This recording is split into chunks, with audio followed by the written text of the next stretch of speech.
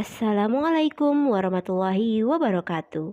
Halo, apa kabar semuanya? Perkenalkan, nama saya Nita Widyati Ananda dengan NIM 19314210009. Pada kesempatan kali ini, saya akan membantu menyelesaikan beberapa soal matematika. Nomor 1, tunjukkan secara geometrik bahwa limit X mendekati 0, sin theta per theta sama dengan 1. Nomor 2, tentukan panjang dari tangga terpanjang yang dapat dibawa melintasi belokan koridor yang tampak pada gambar di bawah ini. Bisa diperhatikan gambarnya. Sedangkan yang nomor 3, hitunglah integral dari X plus 2 sin X pangkat 2 plus 4X min 6 dx dengan lebih dari satu cara penyelesaian. Mari kita selesaikan bersama-sama.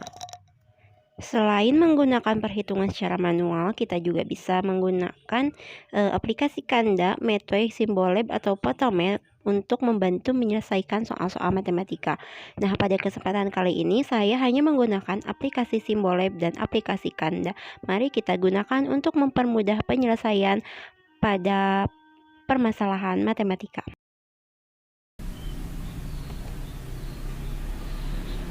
Soal nomor 1, kita diminta untuk soal nomor 1 bunyinya adalah tunjukkan secara geometrik bahwa limit theta mendekati 0, sin theta per theta sama dengan 1. Untuk menyelesaikan soal ini, kita telah dulu dari persamaannya. Persamaan ini itu adalah teorema A pada trigonometri pada limit. Ini jadi sama saja dengan teorema A trigonometri pada limit yang bunyinya itu limit X sampai mendekati 0, sin X per X sama dengan 1. Itu sama dengan seperti itu. Lalu bagaimana maksudnya tunjukkan secara geometrik? Jadi kita diminta untuk membuktikan secara geometrik dari teorema A trigonometri pada limit. Jadi kita diminta untuk membuktikan secara geometrik teorema tersebut. Bagaimana cara membuktikannya? Kita diminta secara geometrik ya. Kita perhatikan. Langkah yang pertama, kita itu harus memisahkan terlebih dahulu. Misal, pada sebuah lingkaran dengan pusat 0 dan berjari-jari R, kita gambarkan ini gambarnya. Ini ada 3 buah lingkaran. Lingkaran yang pertama kita beri nama ada 3 buah lingkaran yang memiliki pusat 0 dan berjari-jari R, sehingga dalam lingkaran ini akan membentuk sebuah segitiga. Jika kita beri nama ada segitiga OBA untuk yang pertama, lalu ada juring OCA dan segitiga OCD. Nah, kalau diperhatikan seperti ini ya. Lalu dari ketiga gambar di atas, jika kita bandingkan berdasarkan luas, maka dapat kita tuliskan sebagai berikut. Perhatikan, segitiga OBA itu lebih kecil atau kurang dari juring OCA. Betul ya? Karena di sini garis untuk segitiga OBA. Sedangkan untuk juring itu melebihi ke sini. Selanjutnya, terus segitiga OCD. OBA kurang dari OCA kurang dari OCD. Betul tidak? Kurang dari OCD. Lihat, OCD itu membentuk segitiga yang jauh lebih besar. Kenapa? Karena untuk segitiga OBA itu sampai sini. Untuk juring OCA itu sampai batas lingkaran ini. Sedangkan untuk segitiga OCD ini membentuk sebuah segitiga yang melebihi dari garis lingkarannya. Sehingga dapat kita tuliskan seperti ini. OBA kurang dari OCA kurang dari OCD. Lalu pertanyaannya, pernahkah luas ketiga bangun di atas itu sama?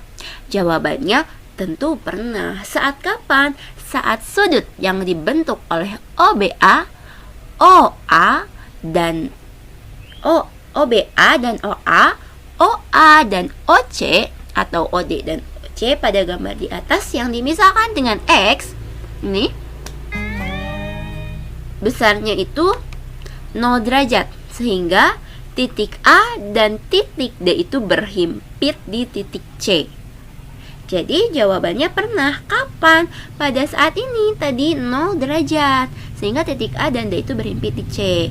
Lalu ketika ketiga titik ini berhimpit, maka luas ketiga bangun tersebut adalah sama. Sehingga kita dapat tuliskan persamaannya seperti ini. OBA kurang dari sama dengan OCA kurang dari sama dengan OCD. Ini untuk persamaan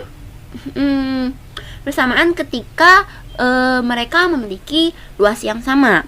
Nah, dengan persamaan ini kita bantu dengan bantuan trigonometri, maka kita bisa menghitung luas ketiga bangun tersebut satu persatu. Walaupun tidak ada angka yang tertera, tapi kita bisa menghitung luasnya menggunakan bantuan trigonometri.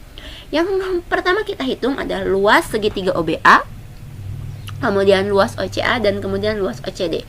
Untuk luas segitiga OBA, itu kita bisa hitung seperti ini. Luas segitiga OBA itu sama dengan 1/2 dikali OB dikali AB. 1/2 untuk OB-nya itu R dikali cos X, untuk AB-nya R dikali sin X. Sehingga 1/2 dikali R pangkat 2 dikali cos X dikali sin X. Ini untuk nilai luas dari segitiga OBA. Lalu luas dari OCA. Luas OCA ini kan tadi menghitung luas juring ya. Untuk menghitung luas juring yaitu X/2/2V dikali luas lingkaran. X/2V dikali luas lingkaran itu apa? V dikali R pangkat 2. Sehingga sama dengan 1/2 dikali V dikali R pangkat 2. Itu untuk luas juring OCA. Satu lagi untuk luas segitiga OCD. Luas segitiga OCD 1/2 dikali OC dikali CD. 1/2 dikali R-nya itu 1/2 dikali R kali OC dikali tan X. Sehingga hasilnya adalah 1/2 dikali R dikali R dikali tan X, sama dengan 1/2 dikali R pangkat 2 dikali tan X. Nah, setelah kita mengetahui luas dari ketiga bangun tersebut, maka kita kembali lagi ke tidaksamaannya, yaitu OBA kurang dari sama dengan OCA kurang dari sama dengan OCD. Kita masukkan luas OBA berapa, luas OCA berapa, begitupun dengan luas OCD ke dalam ketidaksamaan tersebut. Sehingga hasilnya adalah ini, 1/2 dikali R pangkat 2 dikali cos X dikali sin X kurang dari sama dengan 1/2 dikali X dikali R pangkat 2 kurang dari sama dengan 1/2 dikali R pangkat 2 dikali tan X. Nah, jika bentuk di atas, setiap ruas kita bagikan dengan 1/2 R pangkat 2, maka akan kita peroleh seperti ini. Hasilnya adalah ini. Jika setiap luasnya itu kita bagikan dengan 1/2 dikali R pangkat 2. Kenapa kita bagi dengan 1/2 R pangkat 2? Perhatikan di setiap persamaan ini. Di sini terdapat 1/2 dengan R pangkat 2. Maka kita bisa bagikan setiap luas dengan nilai tersebut, yaitu 1/2 R pangkat 2. Sehingga hasilnya adalah cos X dikali sin X kurang dari sama dengan X kurang dari sama dengan tan X. Tan X ini kita bisa rubah menjadi sin X per cos X. Sehingga di sini di setiap luas ini memuat sin X atau X. Sehingga jika memuat sin X, maka kita bisa bagikan lagi dengan sin X. Maka hasilnya adalah cos X kurang dari sama dengan X per sin X kurang dari sama dengan 1 per cos X. Ini adalah ketidaksamaan yang sudah kita kita perkecil atau permudah. Jadi hasilnya adalah ini. Setelah kita tadi bagikan dengan 1/2 R pangkat 2, setelah kita bagi dengan sin X, maka hasilnya adalah ini. Nah, berikutnya, setiap ruas akan kita beri limit X mendekati 0, sehingga dapat kita tuliskan seperti ini. Limit X mendekati 0 cos X kurang dari sama dengan limit X mendekati 0 X per sin X kurang dari limit X mendekati 0 1 per cos X. Selanjutnya, cos 0 itu kurang dari sama dengan limit X mendekati 0 X per sin X kurang dari sama dengan limit X mendekati 0 1 per cos 0. Cos 0 itu sama dengan 1 kurang dari limit X mendekati 0 X per sin X kurang dari 1. Ini adalah hasilnya. Lalu berdasarkan teorema Apit, nilai limit X mendekati 0 X per sin X kurang dari sama dengan 1 dan limit X mendekati 0 X per sin X lebih dari sama dengan 1 dipenuhi hanya pada saat apa? Pada saat limit X mendekati 0, X per sin X sama dengan 1. Nah, pada sampai tahap ini, itu kita sudah bisa membuktikan bahwa limit X mendekati 0 itu sama dengan X per sin X sama dengan 1. Berdasarkan apa? Berdasarkan teorema Apit nilai limit X mendekati 0. Itu untuk penyelesaian soal nomor 1. Untuk soal yang pertama, kita selesaikan menggunakan aplikasi Simbolab. Untuk dapat memiliki aplikasi Simbolab, kita hanya tinggal mendownload di Play Store saja. Kita ketikkan di pencarian Simbolab, kemudian nanti akan muncul dan kita tinggal download saja. Setelah terdownload, kita tinggal masuk ke aplikasi Simbolab-nya. Kemudian di sini tuliskan enter a problem atau or topic. Kita tinggal tuliskan saja permasalahan yang akan kita cari. Kita akan mencari limit X. Ini kan X sampai mendekati hingga. Kita X mendekati 0. Nah, sin X per X. Setelah itu tinggal diklik go. Dan aplikasi Simbolab akan menghitung sendiri dan hasilnya akan muncul, yaitu limit X mendekati 0 sin X per X sama dengan 1. Sehingga dengan menggunakan aplikasi Simbolab ini akan mempermudah kita untuk menyelesaikan sebuah permasalahan matematika dan juga bisa membantu kita untuk meng-cross check atau mencek kembali hasil perhitungan yang telah kita lakukan, apakah sudah sesuai atau belum. Jika sudah sesuai berarti akan sama dengan hasil dari aplikasi tersebut. Selanjutnya kita selesaikan soal nomor 2. Untuk soal nomor 2, tentukan panjang dari tangga terpanjang yang dapat dibawa melintasi belokan koridor yang tampak pada gambar di bawah ini. Jadi kita diminta untuk menentukan panjang dari tangga terpanjang yang bisa melewati koridor ini. Di sini bisa kita lihat lebar koridor ini bisa dituliskan dengan A, yang ini dituliskan dengan B. Ini A, B, garis AB. Ini ada titik O. Kita akan coba selesaikan bersama-sama ya. Nomor 2. Nah, jika kita perhatikan dari tangga terpanjangnya itu adalah sama dengan garis lurus terpendek dari segmen AB. Jadi, tangga terpanjang yang bisa melewati koridor itu adalah garis lurus terpendek dari segmen AB. Nah, segmen AB ini harus terpendek. Segmen AB ini terpendek merupakan garis panjang terpanjang yang bisa melewati koridor tersebut, yang menyentuh dinding terluar, dinding dalam. Jadi harus menyentuh dinding. Jadi garis terpendek yang bisa menyentuh dindingnya harus terpendek tapi bisa menyentuh dinding. Itu untuk konsep bagaimana mencari panjang tangga terpanjangnya. Maka untuk mencari panjang dari tangga tersebut, kita cukup mencari panjang terpendek dari AB saja. Bisa kita tuliskan dalam persamaan L sama dengan alfa sekan theta ditambah B cosec theta. L adalah minimum ketika DL per D theta sama dengan alfa sekan theta tan X